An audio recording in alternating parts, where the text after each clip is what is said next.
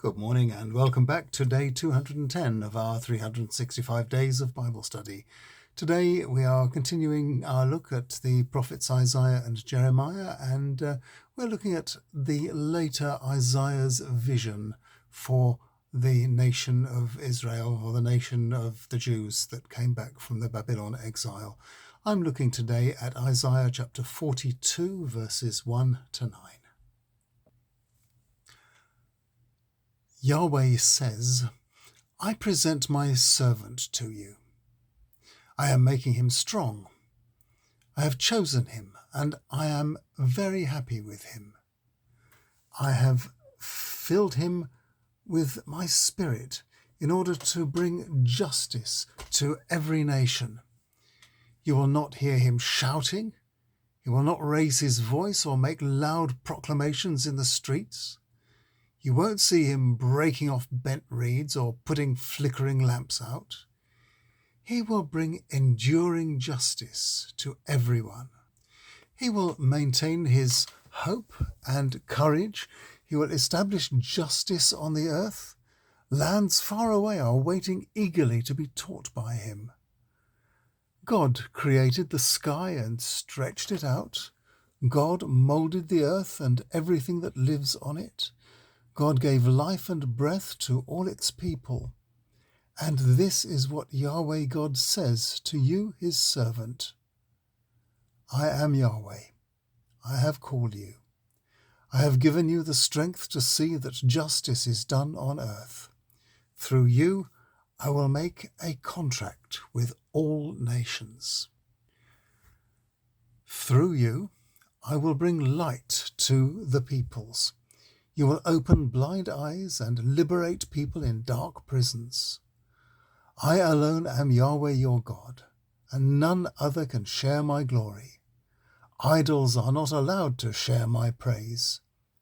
I predicted certain things, and they have happened. Now I am telling you about new things in advance of them taking place. Well, now, back on day 207, I told you about the book of Isaiah being in 3 parts, and we've now entered part 2. Now, the threat from Assyria has been replaced by the more successful expansionist empire of Babylon. Now the Jews were defeated, and many of the more useful of them were in exile in Babylon. The temple had been destroyed, the kingdom dissolved.